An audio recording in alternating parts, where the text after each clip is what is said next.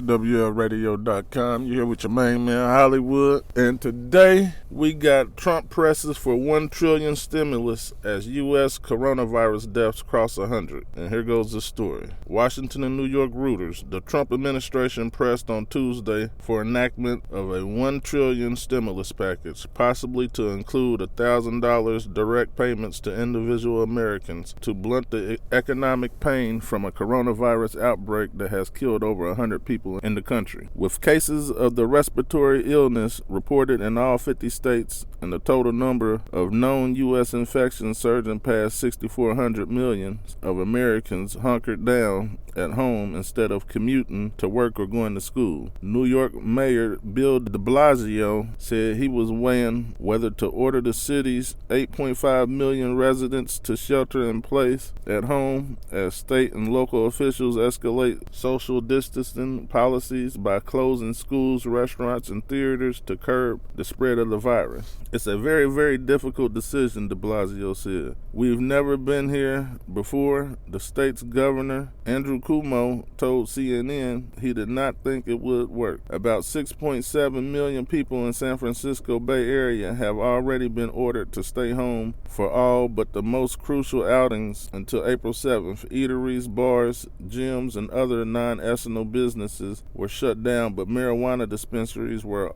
allowed to stay open as cannabis was deemed an essential medicine by health authorities. Damn. It's like living in a twilight zone, said Rowan Oak, 36, during a jog through San Francisco's Presidio Park. You can feel the anxiety in the air. Kentucky and Illinois recorded their first coronavirus deaths, driving the nationwide toll to at least 108. Authorities said 22 people had been affected at a nursing home in suburban Chicago. In Washington state, where 52 people have died, many at a suburban Seattle long-term care facility, Governor Jay Inslee signed legislation approving $200 million for homeless aid and other measures to fight the virus. California's governor signed off on $1 billion and Georgia's governor approved on $100 million. In New Jersey, Governor Phil Murphy closed indoor shopping malls while a record number of unemployment applications crashed the site's computer system. The nation's largest indoor shopping center, Minnesota Mall of America, said it would close. Kansas shuttered schools through the end of the academic year. In California, where nearly all public schools have closed in recent days, Governor Gavin Newsom said he expected few, if any, of the state's 6.1 million students would return to their classrooms before summer. And in L.A., sheriff's deputies in Los Angeles County were ordered to write more citations and make fewer arrests to keep jail crowding to a minimum. Ohio Governor Mike DeWine ordered elective surgeries postponed to preserve hospital space. Less than a week after the NBA suspended its season, star player Kevin Durant tested positive for the virus, The Athletic reported. Vice President Mike Pence said the White House may direct the U.S. military to establish field hospitals and virus hot zones if requested by state governors, or enlist the Army Corps of Engineers to add capacity to existing hospitals. New York, Washington State, and California accounted for the bulk of confirmed cases of the highly contagious respiratory illness. Roughly half of all Americans want the U.S. government to act more aggressively to slow transmission of coronavirus, such as banning large public gatherings and shutting down all overseas flights. According to a Reuters IPAS poll released on Tuesday, President Donald Trump said progress was being made against the fast-spreading pathogen and predicted the U.S. economy would come roaring back when it slows. It's going to pop, said Trump, who is seeking re-election on November 3rd. The Republican president's tone on the pandemic has changed sharply over the past few days. After initially playing down the threat and focusing on stock market, his administration has begun pushing for urgent action to stem the disease, economic, and human toll. The White House on Tuesday urged Americans to avoid groups larger than 10. His administration sought more than $1 trillion for a stimulus package, including $50 billion for hard-hit airlines facing bankruptcy. We're going big, Trump said. Gag and vote for it. The Trump administration is also considering a plan to send checks to individual Americans of $1,000 to help them weather the crisis. Though details of the proposal remained unclear, high earners might not qualify for payments, which could be sent within the next 2 weeks. Treasury Secretary Stephen Mnuchin said. Senate Republican leader Mitch McConnell said his chamber will this week pass a multi-billion-dollar emergency spending bill cleared by the House of Representatives on Saturday, despite concerns from some Republicans. He said he told them to gag and vote for it anyway. Mnuchin warned Republican senators privately that U.S. unemployment could hit 20% if Congress failed to act. McDonald said the Senate would not leave town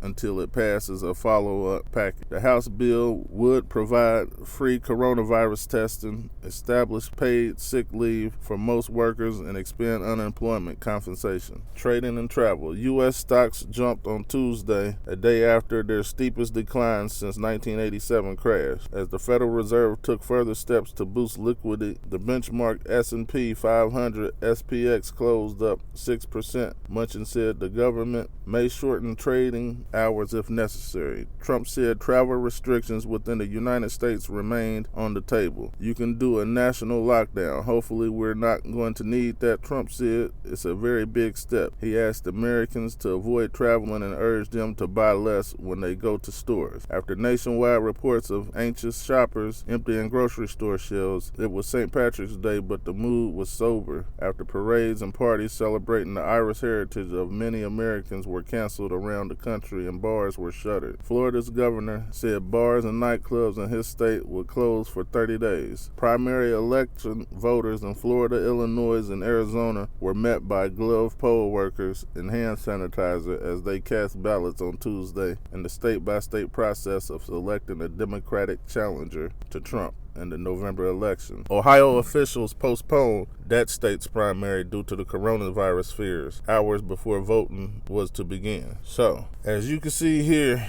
it's definitely going to get worse before it gets better. And right now, we are in the worst of it. And I'm thinking that we definitely need a government shutdown. We need a national lockdown. That's what we need. Because there's too many people out here that don't want to, that's trying to, brush it off. And the more they trying to brush it off, they could be the culprit that's walking around spreading it. That's why I say martial law is going to be the only answer to solving this, because niggas don't want to listen. Even when it's in the best benefit for them, they still don't want to listen. You got to put that pride to the side, or that stupidity, whichever one it is. Just put that stuff to the side and think about others. And also, like I told y'all, this is a trifling virus. So now we got Americans being clean out of fear. So even when we do get past this, I want y'all to remember how trifling and nasty people really are. So, you got to keep that up for yourself. Like when you shake a nigga hand, man, wash your hands. You don't know what this nigga did, because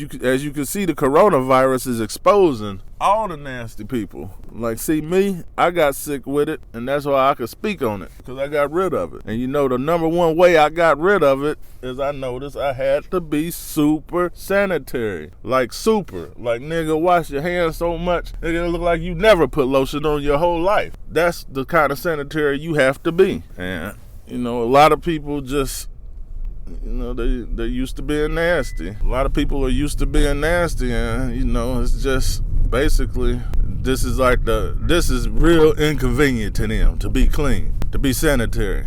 So that's my take on it. But I also want to spread to y'all the awareness of, man, spray your money down with some peroxide. Everybody, right now, take your cash out and spray that stuff down with peroxide, because you don't know if you could even have the coronavirus. But the number one thing you're about to do is put them pathogens on that money and go give it to somebody at the grocery store or somewhere, and they gonna touch that stuff with their hands, and then they gonna rub their eyes and rub their mouth or rub their nose. Because what I did notice is I don't never do that stuff. But after they gave the list of what not to do, man, it seemed like that was the hardest thing not to do in the grocery store, was to touch your face. I was like, are you serious? Now all of a sudden my nose itch, my mouth itch, anything itch. Like, man, come on now. What you want? What you trying to do? My eyes itch. Like, man, come on now. This is everything they said don't. So that's psychological. But that's going to be it, man. That's going to be it for today.